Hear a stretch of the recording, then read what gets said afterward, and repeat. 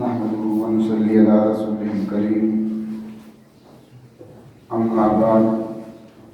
أعوذ بالله من الشيطان الرجيم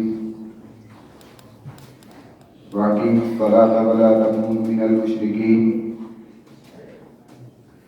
اللهم صل على محمد وعلى آل محمد كما صليت على إبراهيم وعلى آل إبراهيم إنك حميد مجيد اللهم بارك على محمد وعلى آل محمد كما باركت على إبراهيم وعلى آل إبراهيم إنك حميد مجيد۔ ہر قسم کی حمد و ثنا، کبریائی اور بڑائی اس اللہ وحدہ لا شریک کے لیے ہے کہ جس نے اس کائنات کو عدم سے وجود بخشا۔ لاکھوں کروڑوں درود و سلام اس ہستی اقدس و مقدس پر کہ جن کا نام نامی اسم گرامی محمد رسول اللہ صلی اللہ علیہ وسلم ہے۔ حضرات گرامی قدر، آج کی اس نشست میں آپ کے سامنے نماز کی اہمیت کے حوالے سے چند باتیں گوش گزار کروں گا، آپ ملاحظہ فرمائیں۔ ارشاد باری تعالیٰ ہے وَأَقِیمُوا الصَّلَاةَ وَلَا تَکُونُوا مِنَ الْمُشْرِکِینَ، نماز کو قائم کرو اور نماز کو چھوڑ کر مشرک نہ بنو۔ اس آیت مبارکہ سے ہمیں یہ پتہ چلتا ہے کہ جو آدمی نماز نہیں پڑھتا گویا کہ وہ اسلام سے خارج ہو جاتا ہے، اور اسلام میں رہنے کے لیے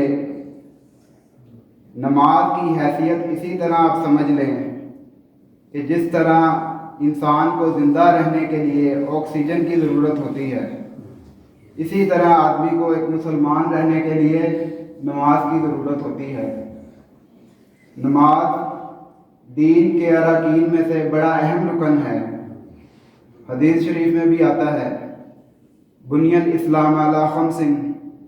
شہادت اللہ الہ الا اللہ وان محمد رسول اللہ، کہ اسلام کے دین کے 5 ارکان ہیں، جس میں سے سب سے پہلے شہادتین، گواہی دینا، 2 گواہیاں دینا کہ اللہ کے سوا کوئی عبادت کے لائق نہیں اور محمد رسول اللہ صلی اللہ علیہ وسلم اللہ کے رسول ہیں۔ اس کے بعد نماز کا قائم کرنا ہے، پھر زکوٰۃ کا ادا کرنا ہے، حج ہے اور رمضان کے روزے ہیں۔ اس پہ آپ ذرا تھوڑا سا غور فرما لیجئے کہ ایک نان مسلم جب مسلمان ہوتا ہے، اس نے جب پڑھ لیا ایک دفعہ اشہد ان لا الہ الا اللہ و اشہد ان محمدا عبدہ و رسولہ، تو وہ مسلمان ہو گیا۔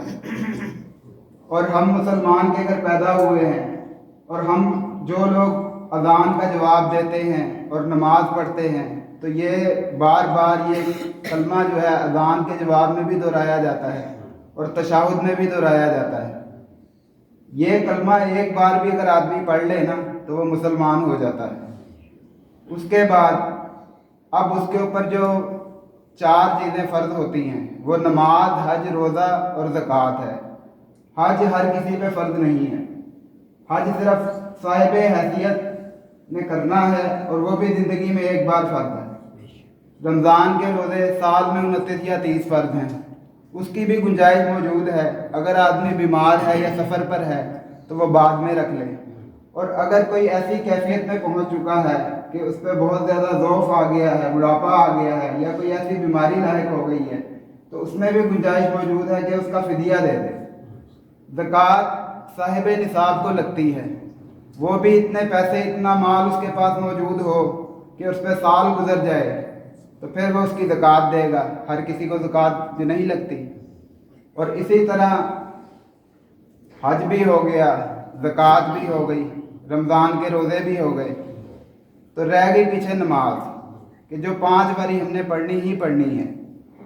تو حدیث مبارک میں بھی آتا ہے کہ بین العبد و بین الکفر والشرک فرق الصلاۃ یا ترک الصلاۃ، دونوں الفاظ آتے ہیں حدیث میں کہ بندے کے درمیان اور کفر اور شرک کے درمیان نماز کا فرق ہے۔ جو آدمی نماز نہیں پڑھتا گویا کہ وہ شرک کرتا ہے یا کفر کرتا ہے۔ اسی طرح یہ اللہ تعالیٰ کا بہت بڑا ذکر ہے۔ اللہ تعالیٰ نے فرمایا وَأَقِیمِ الصَّلَاةَ عَلَىٰ ذِکْرِی، میرے ذکر کے لیے، میری یاد کے لیے نماز کو قائم کرو۔ اور قرآن مجید میں بھی یاد کیا ہے؟ یہ یاد دہانی ہے کہ بار بار بندہ ارادہ کرتا ہے ایک کام کا، نماز پڑھتا ہے، وہ یہ ہے۔ قرآن 21ویں سپارے کے اندر اللہ تعالیٰ فرماتے ہیں اُتْلُ مَا أُوحِیَ إِلَیْکَ مِنَ الْکِتَابِ، اے نبی جو کتاب ہم نے آپ کی طرف وحی کی ہے اس کی آپ تلاوت کیجئے۔ وَأَقِیمِ الصَّلَاةَ، اور نماز کو قائم کیجئے۔ إِنَّ الصَّلَاةَ تَنْہَىٰ عَنِ الْفَحْشَاءِ وَالْمُنکَرِ، یہ نماز جو ہے بے حیائی اور برے کاموں سے روکتی ہے۔ وَلَذِکْرُ اللہِ اکبر، اور یہی اللہ کا بہت بڑا ذکر ہے۔ یہ نماز جو ہے اللہ کی یاد ہے۔ وَلَذِکْرُ اللہِ اکبر، یہ بہت بڑا ذکر ہے۔ وَاللَّهُ يَعْلَمُ مَا تَصْنَعُونَ، اور جو تم عمل کرتے ہو، جو کام کرتے ہو، ایسا نہیں کہ اللہ کو پتہ نہیں، اللہ کو جانتا ہے۔ اس کے بعد جو لوگ ایک اور اس حوالے سے بات کرنا چاہتا ہوں کہ یہ اکثر یہ گھڑیوں کے ٹائم ٹیبل پہ آیت لکھی ہوتی ہے اِنَّ الصَّلَاةَ كَانَتْ عَلَى الْمُؤْمِنِينَ كِتَابًا مَوْقُوتًا، کہ بے شک ہم نے مومنوں پر نماز کو وقت مقررہ میں فرض کیا ہے۔ یہ نماز کا قائم کرنا تقریباً 70 سے زیادہ باری اللہ تعالیٰ نے قرآن پاک میں حکم دیا ہے کہ نماز قائم کرو اور زکوٰۃ دو۔ وَأَقِیمُوا الصَّلَاةَ وَآتُوا الزَّکَاۃَ، یہ قائم کرنے کے اندر موجود ہے یہ بات کہ نماز کو وقت مقررہ پہ پڑھا جائے، اس کو عاجزی انکساری سے خشوع اور خضوع کے ساتھ پڑھا جائے۔ خشوع کہتے ہیں کہ آدمی جو ہے سیدھا کھڑا ہو، صحیح قیام کرے، جس طرح نبی صلی اللہ علیہ وسلم نے فرمایا صلو کما رأیتمونی اصلی، نماز تم ایسے پڑھو جیسے تم مجھے پڑھتے ہوئے دیکھتے ہو، اور صحیح معنی میں رکوع کرے، سجدہ کرے، اور خضوع کے معنی ہے کہ دل کا بھی جھکاؤ ہو۔ اسی طرح نماز پہ جس طرح قرآن کی آیت آتی ہے یا ایھا الذین آمنوا لا تقربوا الصلاۃ وانتم سکارى حتى تعلموا ما تقولون،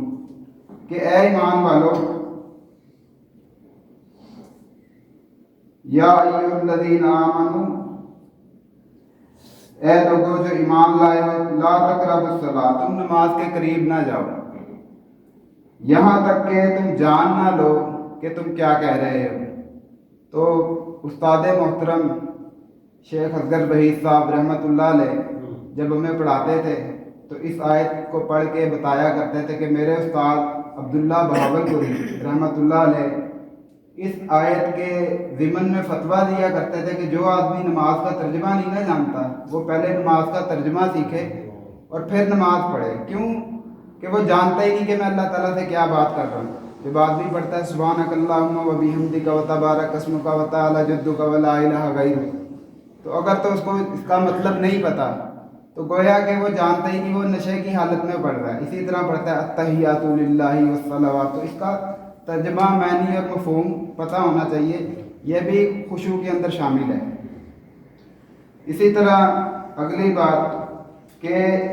جو لوگ نماز سے غفلت برتتے ہیں، کبھی پڑھ لی کبھی چھوڑ دی، اس کے متعلق بڑی وعید آئی ہے۔ فرمایا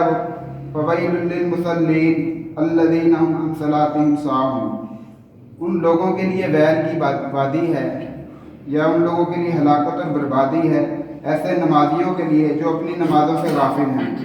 ساہون غافل ہیں، غفلت برتنے سے دو معنی مراد ہیں۔ ایک یہ کہ آدمی نے کبھی نماز پڑھ لی اور کبھی چھوڑ دی، یا 3 پڑھ لی اور 2 چھوڑ دی، 2 پڑھ لی اور 3 چھوڑ دی، کبھی پڑھی یا نہ پڑھی، یا پھر اس کے ٹائم کا آگے پیچھے، پڑھنی تو 5 ہے لیکن ان کو ٹائموں میں نہیں پڑھنا، تو ایسے لوگوں کے لیے، ایسے نمازیوں کے لیے بھی ہلاکت ہے۔ تو اسی طرح جو بے نمازی ہیں، جو لوگ نماز نہیں پڑھتے، ان کی سفارش بھی نہیں قبول ہوگی۔ قرآن پاک میں آتا ہے نا من ذا الذی یشفع عندہ الا بإذنہ، کون ہے جو اللہ کے حضور کسی کی سفارش پیش کرے مگر اس کے اذن سے، اس کی اجازت سے۔ سورۃ مدثر کے اندر اللہ تعالیٰ نے ایک نقشہ کھینچا ہے کہ جب جنتی جنت میں موجود ہوں گے تو وہ دیکھیں گے کچھ انہیں ساتھی اپنے نظر نہیں آ رہے، تو وہ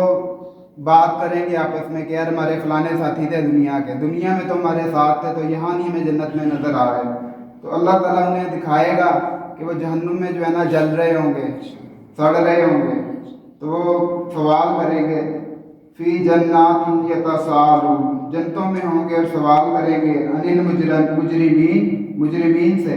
ما سلککم فی سقر، کہ کون سی چیز تمہیں سقر میں لے آئی، یہ جہنم کا ایک نام ہے سقر، تو وہ آگے سے جواب دیں گے قالوا لم نک من المصلین، کہ ہم نماز نہیں پڑھا کرتے تھے، ولم نک نطعم المسکین، اور ہم مسکینوں کو کھانا نہیں کھلاتے تھے،